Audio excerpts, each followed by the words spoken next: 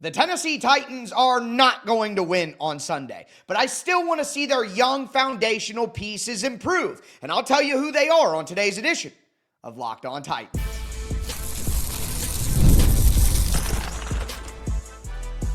You are Locked On Titans, your daily Tennessee Titans podcast, part of the Locked On Podcast Network, your team every day.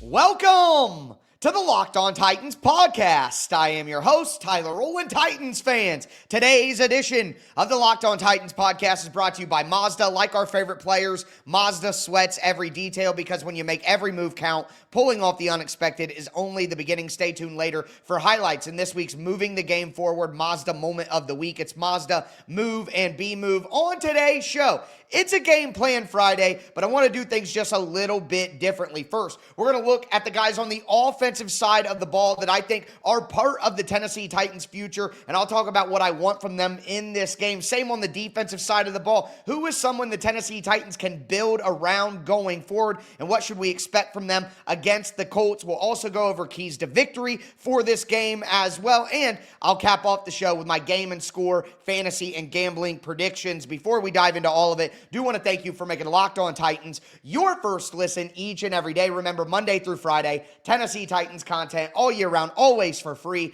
Make sure you get subscribed, stay subscribed. It's your team every day. Speaking of every day, shout out to my everydayers out there tuning in Monday through Friday. Couldn't do it without you guys. If you aren't an everydayer, you need to be one. The Titans have a long season ahead with a lot of young players that need to get opportunities that we're about to talk about right now, and there will be a long, extensive head coaching search ahead of us as well. But with all that being said, again, we're going to start on the offensive side of the ball. And when you talk about who are the players that the Tennessee Titans actually might have in the future, who are players that the Titans can actually build around going forward that we know are part of that foundation, and obviously you have to start with Cam Ward. So Cam Ward is my number one player to watch this week, not only because he's the quarterback of the future, because the Titans need him to be a good player for them to turn this thing around eventually, whether it be now or into the future, but he really needs to rebound from last week's performance. And look, last week was a complicated performance, as we've talked about throughout this week.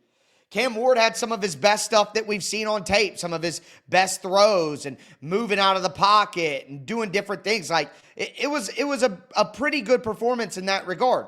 But we also saw the worst of Cam Ward with dropping the football in the backfield and with throwing inaccurate passes behind his wide receivers, one that leads to an interception. Like, we got the good, bad, and the ugly of Cam Ward, as I talked about on this show.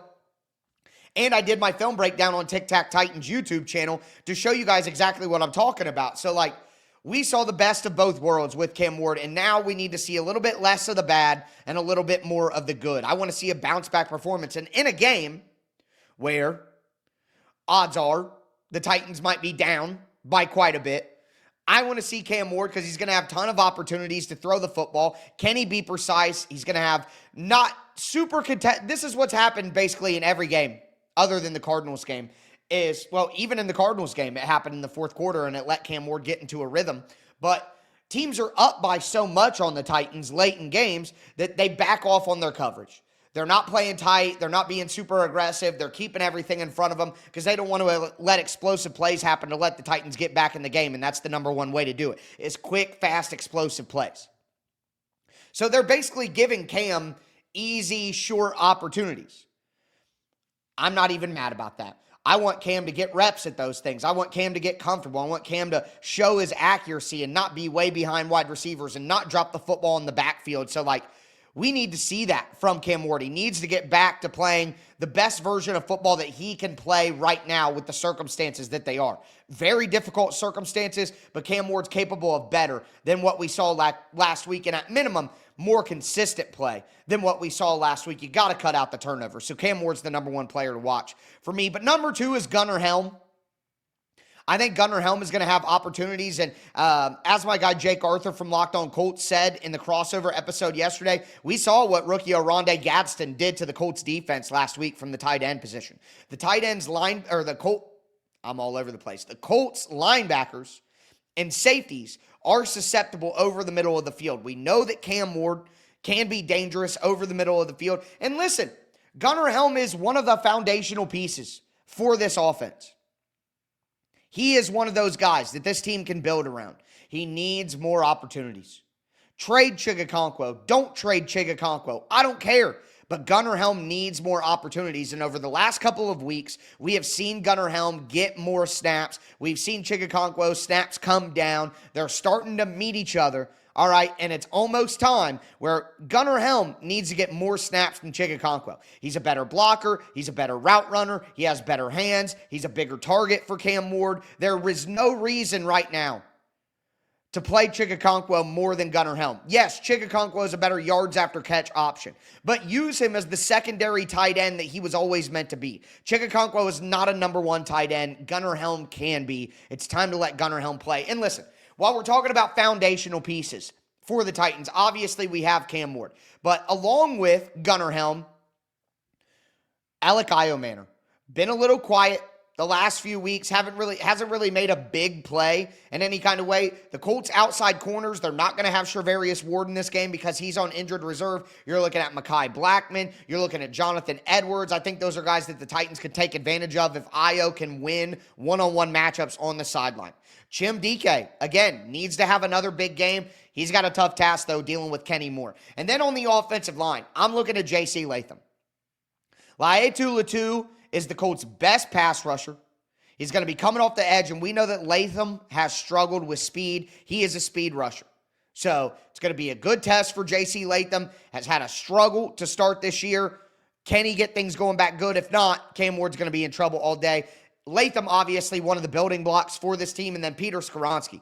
He's going to have his hands full with Grover Stewart, DeForest Buckner. Going to be tough, but Skoronski is a building block for this Titans team. So for me, it's Cam Ward, Gunnar Helm, Elic Ayomanor, Chim Dike, Peter Skoronski, J.C. Latham. Those are the five guys on the offensive side of the ball that I think this team can really build around. And look, I would love to put Xavier Restrepo in this conversation and say we're going to see him, but I just don't think that's going to be the case. Now, if the Titans are going to win the game, they're going to have to run the football. The Titans are a bottom 3 team in the NFL in rushing yards per game. They have not been able to have any consistency on the ground whatsoever. I mean, it was a debacle last week under 50 yards rushing.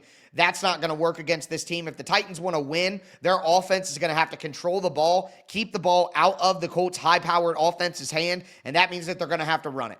So not only if they run the ball, will it help time of possession? Will it extend drives? Will it get the offense in rhythm? It'll give Cam Ward shorter third down situations, which has been the problem all year long. And the Titans must have answers for the pressure. Lou Anarumo is not Gus Bradley.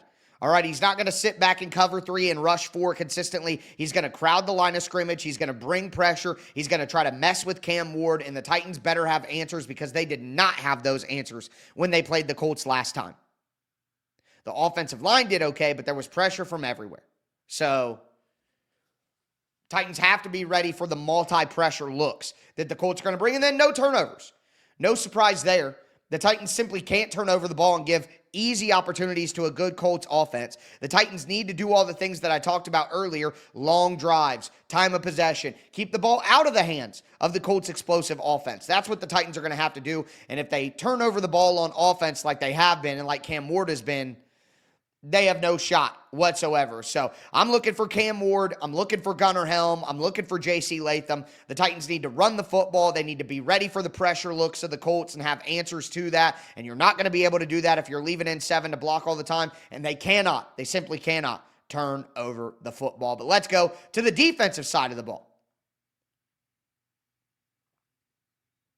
Do want to let you guys know that today's episode is brought to you by FanDuel Sportsbook. The NFL season is here, and FanDuel has an offer you don't want to miss. Right now, new customers can bet just $5 and get $300 in bonus bets if you win. That's right. Pick a bet, put down $5, and if it hits, you'll unlock $300 in bonus bets to use across the app. I love using FanDuel, whether it's player props, money lines, spreads, over-unders, or putting all that stuff together for a same-game parlay. Even if the game has already kicked off, I can get in on some live betting action. It makes watching football even more exciting when you got a little something riding on it. Whether you're a casual fan, love diving into the stats, FanDuel makes the game day experience so much better. And if you're a Titans fan right now, you might be needing something to make the game day experience a little bit better. So what are you waiting for? Visit FanDuel.com to download the FanDuel app today and get started. Once again, that's FanDuel.com. Today's episode is also brought to you by Rippling. If you're a business owner, here's the truth.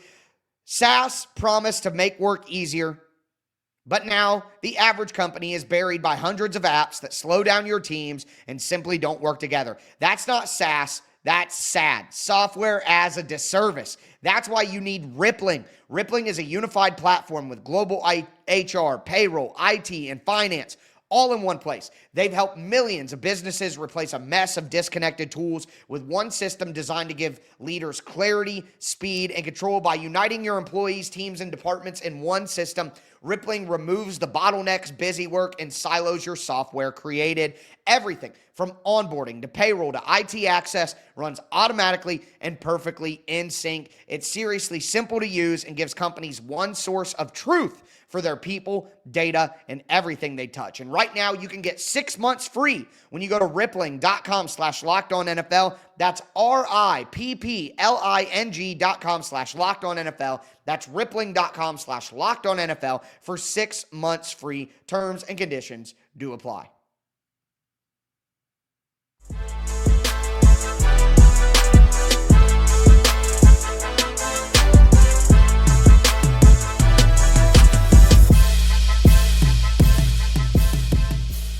Titans fans, let's continue today's edition of the Locked On Titans podcast. We talked about who I think the foundational pieces are on the offensive side of the ball, what I want to see from them in this game, and my keys to victory if the Titans do intend to pull an upset. Now we're going to move to the defensive side of the ball where we do those same exact things. Before we dive in, though, thanks again for making Locked On Titans your first listen each and every day. But the players I'm looking for on the defensive side of the ball in this one, we start with Cedric Gray.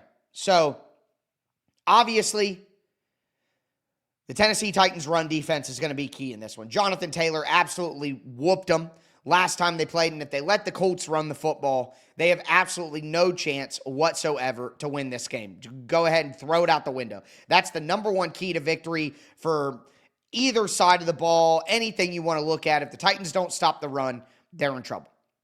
And Cedric Gray is going to have the task of basically trying to be the Titans' run defense by himself.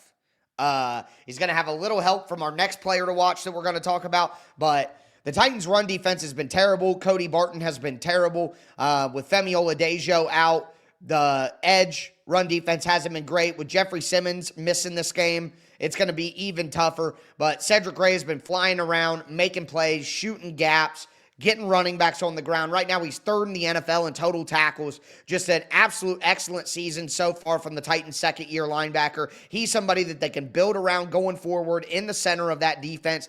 Is Cedric Gray going to turn into an all-pro, Pro Bowl level player?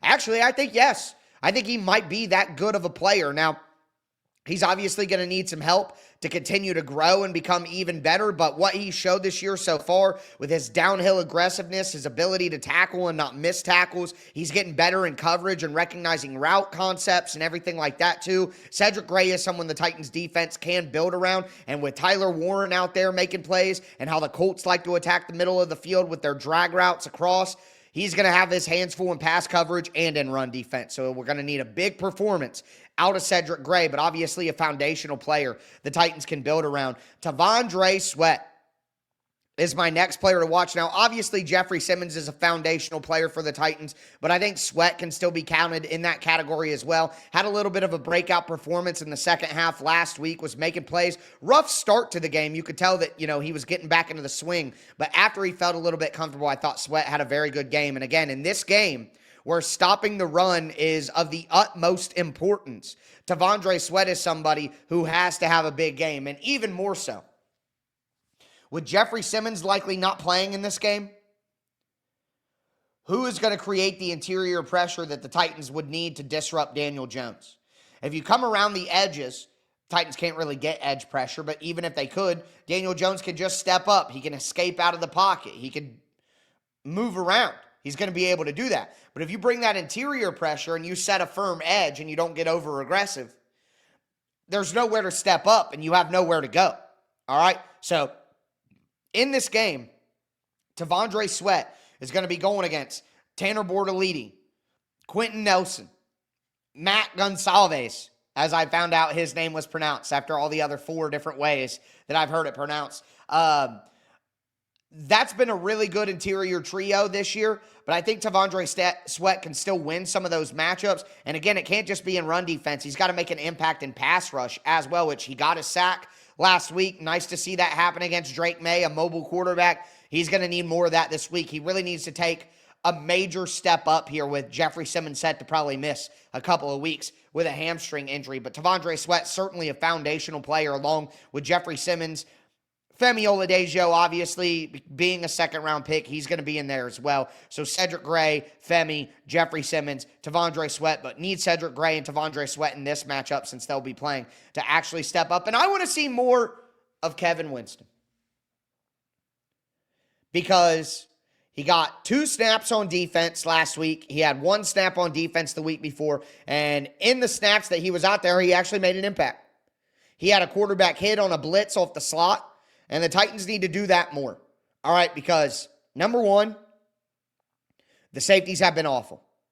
Like Amani Hooker, Xavier Woods, Quandre Diggs have not been good lately. Last couple of weeks, and Amani Hooker has quite frankly been a disaster all season long. And it's not just about, we need to get Kevin Winston going to get him going. Like, they need to get him going because he needs to replace some of these safeties by the end of the season.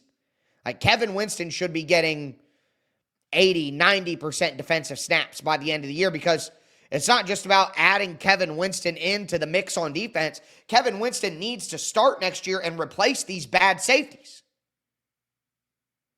It's that simple. Amani Hooker has been terrible. So it's not just about adding help to the defense with a young guy who can make plays, which is indeed what they need. But they need to get him ready to take over as a starter by the end of the year or at least starting next year, period. Just some other guys, too. I want to see more Marcus Harris, Darrell Baker, Jalen Armour Davis. Why not just get some looks at Marcus Harris, the guy you drafted in the 6th round this year? How much worse can it actually be? I want to see some Marcus Harrison. With how bad Cody Barton has been, can we get a little James Williams? Even for a series? Just to see what it's like. You know what I mean? Like, again, that's why, I put the thumbnail on YouTube, youth movement. Like, the Titans need to play younger guys. They're not going to win this game. The season is over. The only focus going forward should be on getting young guys ready to go. And Mike McCoy said, it's a balance. We want to play young guys, but, we want to win as many games as we can. Well, you're not going to, Mike. You're not going to win very many games. So I need to see some of these young players get some opportunities. Now, if the Titans, for some reason, somehow, some way, some miracle, were to win this game, on defense, like I said, they have to stop the run. They have absolutely no chance whatsoever if the Colts run the football. In the passing game, they got to get interior pressure, whether it's Sebastian Joseph Day, whether it's Cedric Gray on a blitz, whether it's T'Vondre Sweat pushing the pocket back, Blake Lynch having a miracle run, Jihad Ward on the inside if he plays. The Titans have to get pressure from the interior to bother Daniel Jones. If they get pressure from the edges, it's just not going to do enough because the interior will be fortified and he can just step up and make throws. So they have to get interior pressure on Daniel Jones. And finally, they got to get lucky. I talked about this yesterday. The Colts just have to play bad. That's part of this. The Titans are a much worse team, much worse coaching. At some point, the Colts just kind of got to throw the game away. That's what the Titans have to be hoping for. There's a fumbled snap, a missed kick, penalties, false starts and stuff like that. That's the kind of weird stuff the Titans have to ask for if they're going to win this game. So I don't think that it's likely, but if they're going to do it, on defense, it's stopping the run, getting interior pressure, and getting a little bit lucky as well. But with that being said, time to get into my predictions for this game. We'll do my game and score prediction, some gambling, and some fantasy as well. Do want to let you guys know that today's episode is brought to you by Mazda's Moving the Game Forward Moment of the Week. For those who believe it's not just about playing the game, it's about redefining it. These are moments that do more than put points on the board. They move crowds, they move culture, and they keep the game moving forward. This week's moment that moved the game forward is the performance of Chim, Dike, the Titans rookie wide receiver out of Florida. Had his best game as a wide receiver so far, 4 catches, 70 yards, and a touchdown. Had another big return for 31 yards. Right now, Chimere Dike leads the AFC in total all-purpose yards. He has been absolutely phenomenal in the role that he was expected to play this season, and I think he's getting close to even outdoing the expectations that we might have had for him going into the season. So Chimere Dike is the Mazda Moving the Game Forward Player of the Week and Moment of the Week. When you follow what moves you, the unexpected is only the beginning. And just like there's more to every highlight, there's more to a Mazda vehicle. It's Mazda. Move and be moved.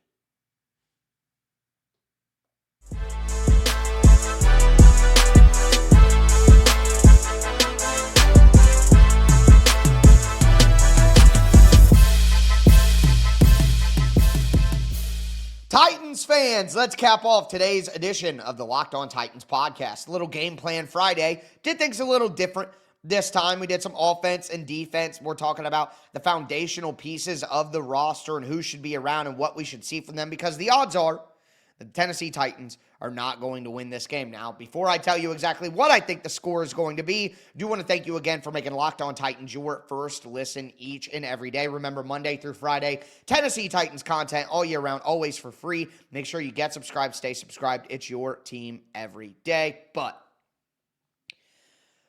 if you guys haven't figured it out, I don't think the Titans are going to win, okay? I am not expecting a win from this team against the Colts. The Colts are at home this time. The Titans got beat by 21. Now, I will tell you, I do think it'll be closer this time. I have the Colts winning this game 33-16. I think the Titans' offense is going to play a little bit better than it has as of late. They're not going to score as much as they did in the first matchup with the Colts, because I honestly don't think that they have a better play caller on staff than Brian Callahan. Like, if Brian Callahan was just the offensive coordinator, I think the Titans would be better right now on offense than they are. I do think, as I said before it happened, that Brian Callahan shouldn't give up play calling duties. The Titans' offense has gotten significantly worse since he did. I thought that was the only thing that Brian Callahan did well, was design and call plays. It was all the other stuff that he was terrible at, and ultimately that's enough to be fired as the head coach. But, you know, the Titans' offense will, I think, suffer a little bit, and I know a lot of you are already saying suffer a little bit, like they're already suffering so much, but I do think they're a little bit worse on offense with Brian Callahan not calling plays. So, I don't think that the Colts will score as much either. I think we're going to get to a point where this one's pretty out of reach, like it's, 33-9 in the fourth quarter, and the Titans score a late touchdown, something like that. But this is just a total outmatching from every angle, and what it would require for the Titans to win this game. Calvin Ridley's not going to play. L'Jarius Sneed probably going on IR. Jeffery Simmons not going to play in this game. Probably no Arden Key. Will they have Jihad Ward even? I mean, think about what we're saying here. We're like, man, I hope Jihad Ward plays. Jihad Ward, who they got off the scrap heap before the season. This team's in a bad spot, and even if things are a little more competitive score-wise because it's closer, I don't think this game is going to be much more competitive than the 41-20 beatdown that they gave the Titans in Week 3. The Colts are just on right now, folks. There's nothing else to say. I was wrong about them. Most of you were wrong about them. Most Colts fans were wrong about the Colts. Colts fans were having a meltdown before the season about Daniel Jones and Anthony Richardson and who should start and how bad they're going to be this season. And it's funny now that they're throwing parades when those people were throwing depression parties before the season. And now they're like, oh, Daniel Jones, he's the best. You didn't believe in him either. But anyways, moving right along. Whatever you want to say, whatever you want to call it, the Colts are playing great football right now. They're one of the best teams in the entire NFL. And the Titans are the worst team in the NFL. Like, you could say the Jets maybe, sure. But it's the Jets and the Titans, and they're significantly worse than everybody else. So I just can't pick them to win right now. I can't trust them to do anything right. 33-16, and honestly, I might be giving them too much credit. But with that being said, obviously, we get to keep it at plus 100, and I can't bet on the Titans. 14.5 is nuts, though. Like, that is an insane spread. And everything in my body and my soul that has ever known anything about football gambling tells me you got to take 14.5 points. That is insane in the NFL to have a 14.5 point spread. But the Titans are that bad, folks. Like, if you look at lines and you can derive value from the lines, like, if you guys don't know, if two teams are equal, like they're, FanDuel thinks that they're just the same amount of good, the home team is going to be a 3-point favorite. And the further you get away from 3 points shows how good or bad. Like, if the Titans were at home, they would be minus 11.5. But 14.5 shows just how bad they think the Titans are. I think if you set a line, I would be curious to see what the line would be against the Jets, because I think this is just another way of saying the Titans are the worst team in the NFL. I actually think the Titans might have the longest line against the Colts in Indianapolis of any team we see all year. So your instincts as a bettor would tell you to take the 14.5, but I simply can't do it, guys. I think the Titans might actually just be that bad. 46.5 is interesting, though. I think I would take the over on 46.5. The Colts are going to score points. I think the Titans, again, are going to get, a late-time, garbage-time touchdown in there. 33-16 is 49, so I'm going to take the over. But you guys know I hate over-unders. I just hate over-unders. They're not for me.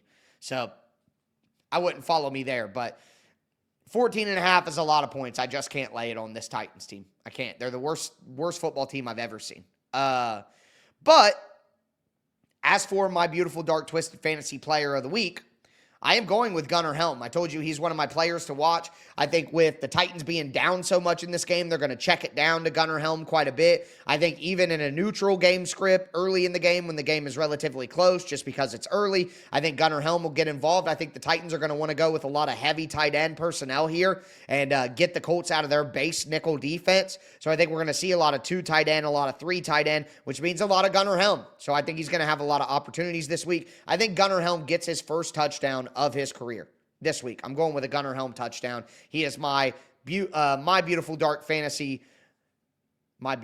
twisted fantasy player of the week if you're looking for a little bit of a sleeper. But that's going to do it for me today, folks. As always, I am your host, Tyler Rowland, and this was Locked On Titans.